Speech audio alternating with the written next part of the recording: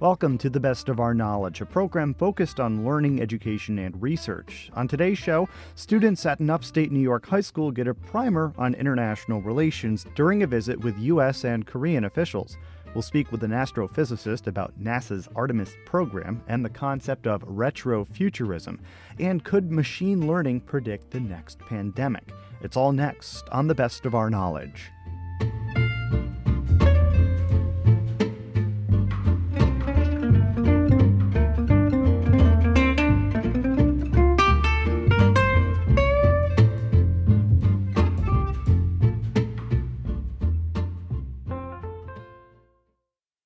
You're listening to The Best of Our Knowledge. I'm your host, Lucas Willard.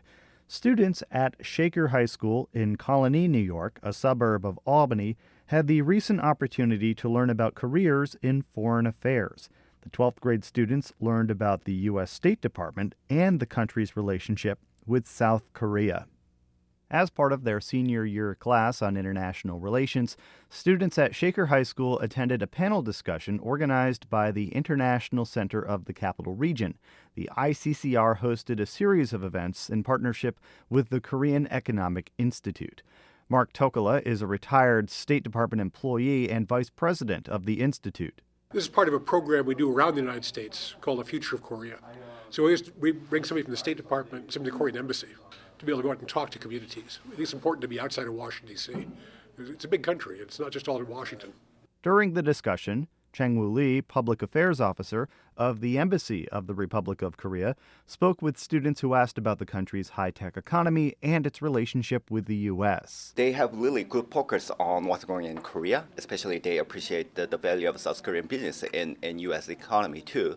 So I try to explain a lot to how we also contribute to U.S. economy and how U.S. economy contribute to our economy. David Anthony Rodriguez, political military officer in the State Department's Office of Korean Affairs, answered questions not just about the U.S.'s long alliance with South Korea, but also about how students can seek an international career. I think a lot of the times students across the United States, they honestly don't know that a lot of programs exist and a lot of programs that help recruit folks into careers in foreign affairs.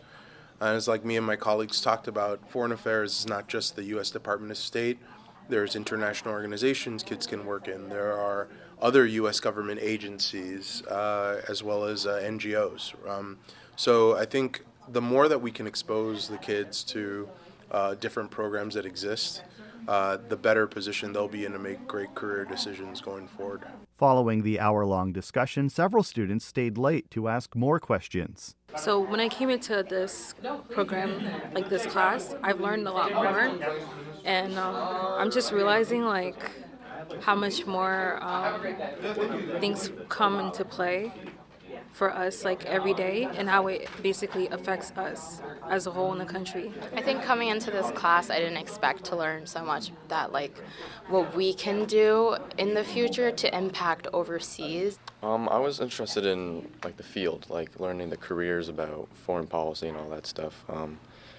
How to get into this type of opportunities. And I was really just here I like foreign policy a lot, and my South Korean info on that was a little limited, so I just took this as an opportunity to learn about that. I thought it was a really amazing opportunity as well. I think for me, especially, this is a once in a lifetime opportunity to introduce myself to state IT jobs and computer science jobs. I was really excited for the opportunity to talk to people who had lots of expertise on this subject, because a lot of times when you hear about these subjects, it's from people who have a very you're hearing it from people who have the same perspective, so to hear different perspectives, people who have actually had these experiences, it was really interesting. That was 12th graders Dorka LaPlante, Ishwar Yusha, Greg Connors, Zain Majid, Josh Blake, and Joshua Mooney.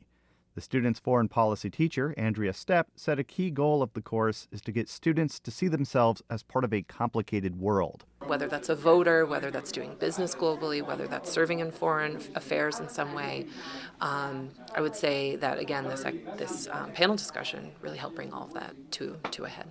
The Korean Economic Institute has seen success in engaging students. I asked Tokala if he's seen students interested in a foreign relations career stay involved. I actually have, and more than one. Sometimes they've gotten back in touch with us and said that thank you for having made that available to us. So we're always proud when that happens. It's great. The Korean Economic Institute and International Center of the Capital Region's schedule of events also included a discussion with local high-tech industry leaders and a program with students at Hudson Valley Community College in Troy. You're listening to The Best of Our Knowledge.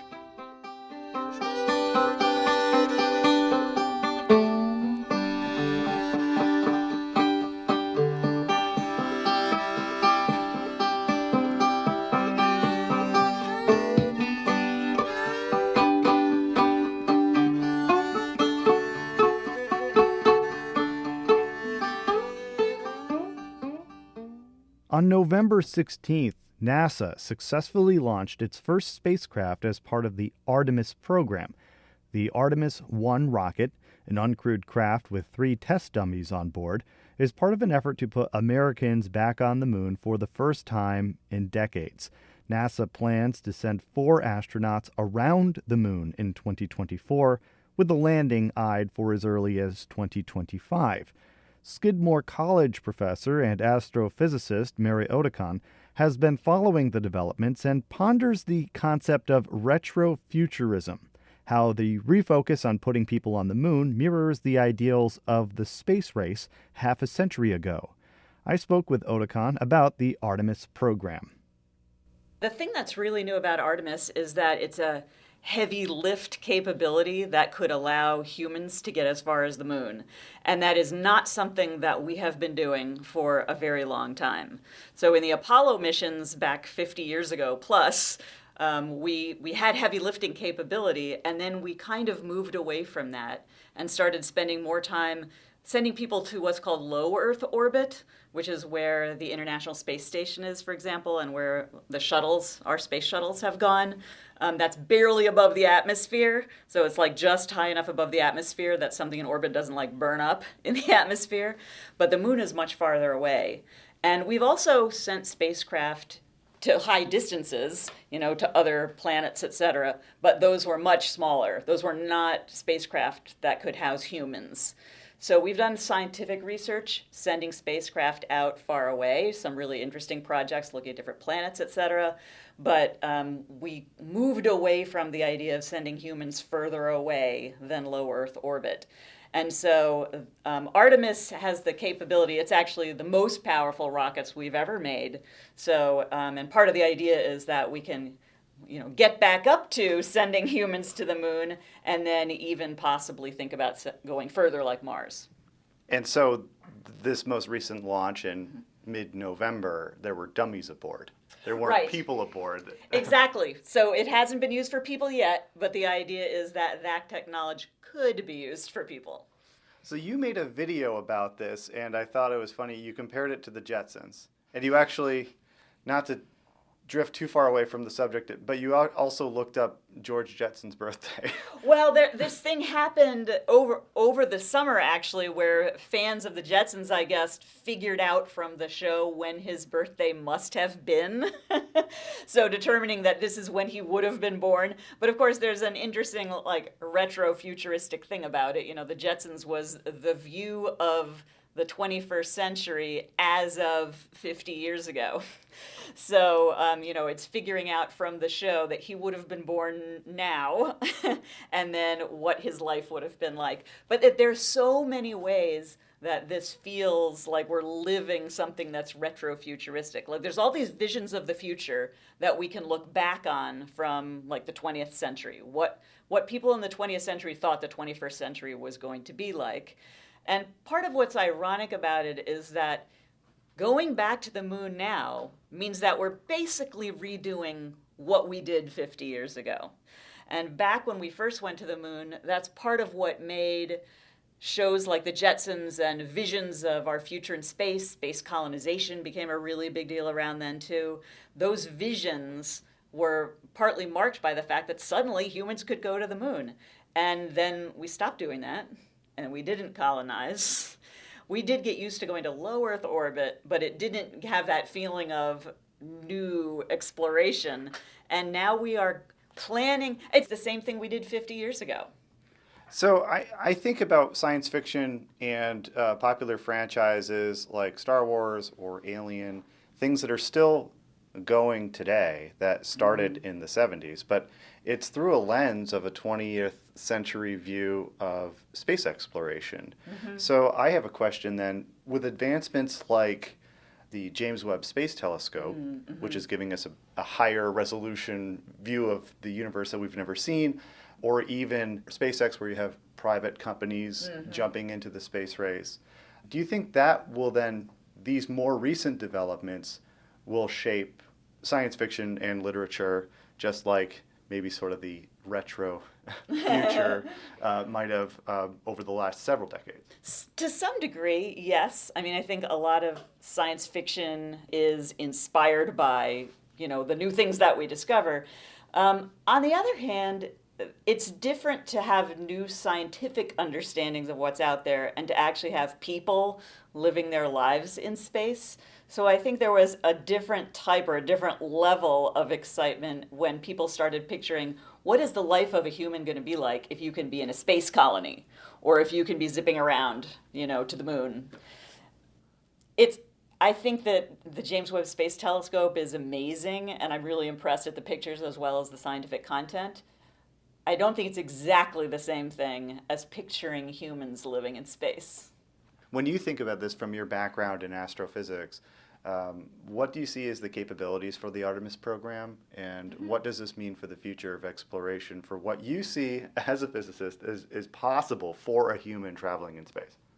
I do think that if we decided, like as a country or as a global community, that it was a priority to set up stations on the moon that people could spend a significant amount of time on, kind of like what we currently do on the International Space Station, we could do it. I think we could go to Mars and we could set up stations on Mars. It's really a question of to what extent is that a priority for us? And, it's part of exploration. I mean, to some extent, it is an extension of our exploration of other parts of the Earth. When we explore, to the depths of the ocean, when we explore isolated islands or places in the Arctic or Antarctic, it's kind of an extension of that, and exploring to say, what are things like? What could we do if we knew about these kinds of locations? It makes sense to me that one could decide that this is something that we should do. One particular practical benefit, I think, in the long run for humanity is that it kind of makes sense for us to have presence in space, outposts in space, in order to understand potentially dangerous asteroids that might hit the Earth. It would allow us to both monitor and have a easier capability of doing something about it. So another thing that happened recently is that we sent something up to modify the path of an object in space to see if we could do that, and it worked. That was just a few weeks ago. So we know, that we can send something to deflect the path of an asteroid that might eventually be dangerous for the Earth. And if we had outposts in space, we'd be more ready to do that if we found out that something was dangerous. And to some extent, it's just a matter of time. I mean, there are asteroids out there, and it's not likely any given year that there will be a catastrophic asteroid impact. But if you think in terms of hundreds or thousands of years, eventually something like that would happen. So that's practical. To me, it's kind of like, if we didn't keep track of where hurricanes were because we only looked at our own town and didn't look on a global, and weather patterns on a global scale, then we wouldn't know if we should evacuate because a dangerous hurricane was coming. And we've learned that it makes sense to know a larger scale weather pattern to know if something dangerous is happening. It's kind of an extension of that. We have the capability to do that in space now. Do you have a prediction about when we would see a dramatic increase in the number of people who not only travel but also stay in space? I think that's so hard to predict. It's an interesting question, but I mean, George Jetson, we've been wrong right? So many times. If George Jetson was born in 2022, from the people who saw that in the 60s, what's the modern projection? Right. The thing is, it really depends. We could have already had colonies on the moon. It's not so much the technological limitation as whether it's a priority for us to do that. It's not hard for me to imagine us setting up something that's kind of like the equivalent of the International Space Station, but on the moon, so that there would be people who don't necessarily like raise generations there, like families, but people who would go there for months at a time. I could see that happening in a way that's very parallel to what we do with the International Space Station. But we could do something even more ambitious than that. We could do the same thing on Mars if we decided to.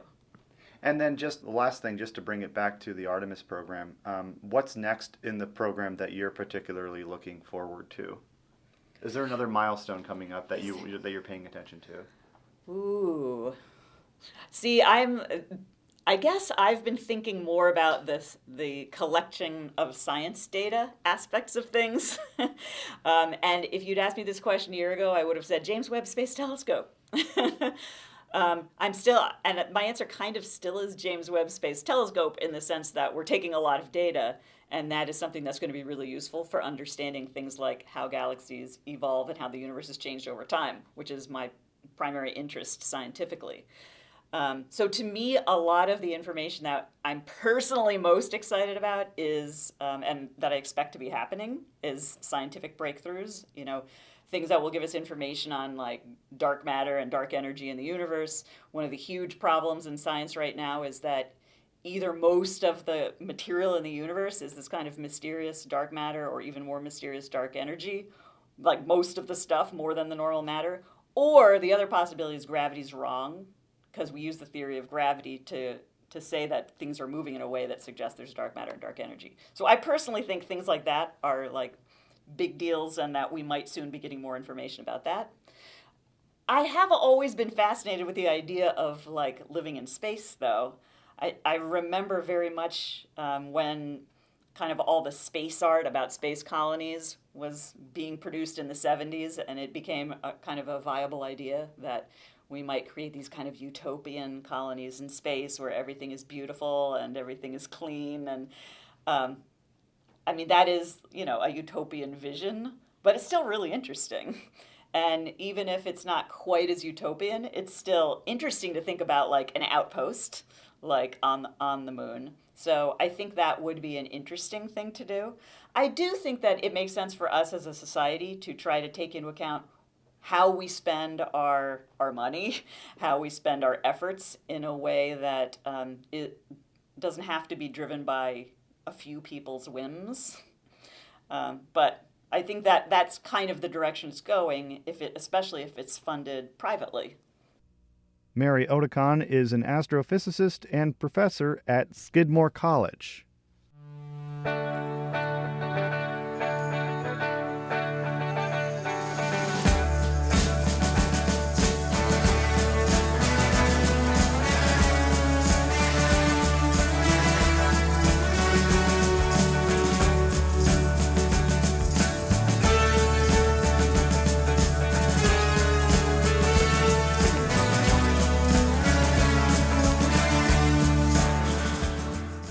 You're listening to The Best of Our Knowledge.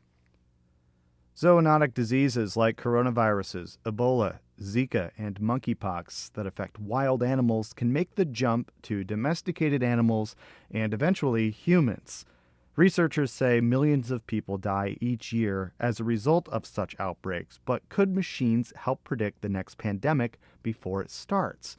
That question was the subject of a recent virtual program hosted by the Carey Institute of Ecosystem Studies in New York's Hudson Valley.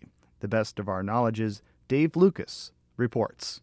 The Carey Institute held a talk featuring disease ecologist Dr. Barbara Hahn in conversation with Carey President Dr. Joshua Ginsberg.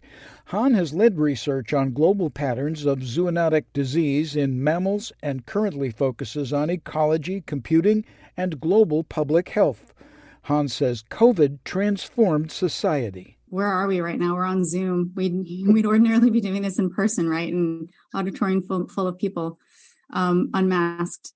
Yeah, disease ecology, I think, is now surprisingly really front and center. It's been part of the national dialogue in a way that I have never seen before in my career. Hahn also points out zoonotic diseases are appearing in humans at a more rapid rate than in the past. Even after you correct for things like the advent of the internet, where information about diseases spreads faster and becomes available much more easily. Even after controlling for that, the incidence of these diseases and the emergence events has gone up since the 1980s. What if we could forecast pathogen spillovers and intervene before they evolve into new variants that harm people, other animals, or ecosystems? That's what Han is studying, using artificial intelligence machine programs to look for patterns and make predictions. Train an algorithm to distinguish between, the characteristics of something that's a disease carrier versus something that's not. So that's one really simple, that was the very first way that we try to apply machine learning to this question about infectious disease spillover and which species should we be concerned about? Are there ways that what can the algorithm suggest about these species that will allow us to then go out and test hypotheses in a smart way? Han's computations have identified mammal species most likely to harbor COVID-19 and transmit variants to humans. She is helping advance an infectious disease surveillance system with real-time data streams in an attempt to pinpoint when, where, and why zoonotic diseases jump from animals to people. Han notes the computer programs depend on human legwork. But we still really depend on those surveillance efforts, like the folks that go out in the field and catch the bats and test the bats. That is really incredibly hard work. And that stuff still remains underfunded, despite the obvious need for those things. So I think machine learning, it really depends on the data, the quality of the data that you have. And you can't expect to get anywhere with machine learning and AI, and it's like it's a magic wand or something, without the hard work of the folks that are collecting and curating and making this data available to the world. Han says as people and wildlife interactions increase, so does the likelihood of pandemics and disease spillover. The system that we're probably most familiar with is Lyme disease, because the story there is that by reducing biodiversity, you're actually leaving behind the species that do quite well at amplifying the Borrelia pathogen and also allowing for the ticks that are responsible for feeding on humans most frequently to persist in high numbers. And so that has been studied for decades. The ecological data are so solid. They're the studies that inspired me to go into the field that I'm in now. But there are other systems in which the answers to that question are quite complicated, right? Because in some cases you have higher biodiversity, and that means you might have more individuals of a species that is actually super competent for a pathogen. And then you have to think about what are the interactions between the species and how do those interactions change when a development moves in and changes the interactions. Hans says society cannot let its guard down when it comes to transmissible diseases. Everyone says, oh, things are going to be different now. We've had COVID. It's a learning experience. And is it going to be a learning experience? Monkeypox wouldn't suggest we learned a lot. I don't know. And are people going to, so say we had a pandemic next year. Like, are people going to say, oh, we've been through this, whatever, mass, I'm not going to eat. Like, are we going to snap to attention and we know what to do now? Like, Hong Kong was so good at this with SARS-2 after SARS-1, right? They knew that masks worked. And it wasn't a social taboo to be wearing a mask. It was just something that you did. That's what I worry about the most, I think, is not the technology. I feel so optimistic about. The collaborations with computer scientists are amazing. And with virologists, I mean, I think all of the motivations are there. It's the complacency and our inability to sort of map this onto social behavior and how to do the communications right. That's what keeps me up at night. Han believes education and dissemination of information are critical any time people are confronted by a new pathogen. Reporting for the best of our knowledge, I'm Dave Lucas.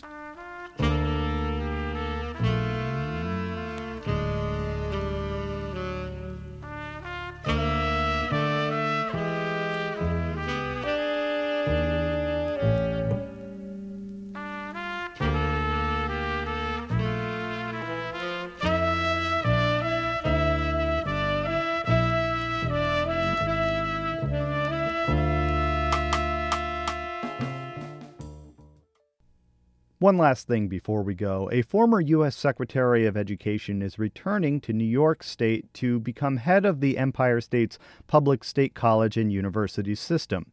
Prior to joining the Obama administration in 2015, John King served as New York State Commissioner of Education. Appointed on December 5th, in January, King will begin his tenure as the State University of New York's chancellor, taking over for Deborah Stanley, who led SUNY in an interim role for the past 12 months. New York Governor Kathy Hochul is welcoming King. Speaking with reporters after the SUNY Board of Trustees voted to appoint King, the Democrat praised the appointment that follows a year-long search. There's a lot of interest in this position, but to have someone who knows our state and who lived in our state and held a very high position in education, and then also went from there to become President Obama's Secretary of Education. So he has a broad base of knowledge about education overall, higher education in particular, but we are looking for a transformative figure. King's return to New York after the darkest years of the pandemic comes during a time of turmoil in education, with many students having fallen behind due to interruptions in in-person learning and other stressors caused by COVID-19. Hochul's fellow Democrat, Deborah Glick, is the New York State Assembly's Education Committee chair. There's no question that there has been learning loss at every level. So it's a big challenge, but I think that he certainly is up to it, and of course has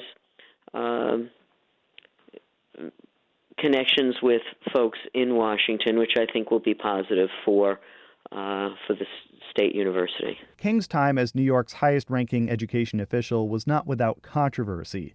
During his time as state education commissioner, King oversaw the rollout of New York's Common Core curriculum, the process of introducing new learning standards, and a push by then-Governor Andrew Cuomo to couple test scores with teacher evaluations, generated complaints from teachers and school districts.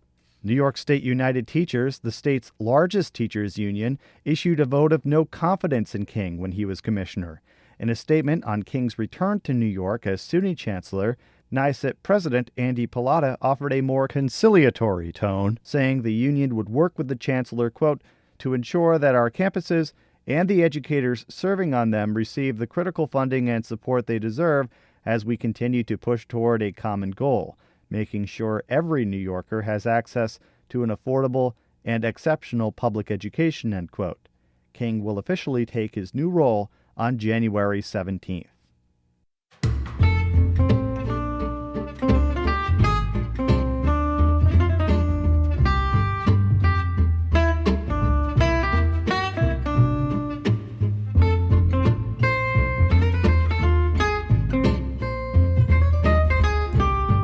This has been The Best of Our Knowledge, episode 1681.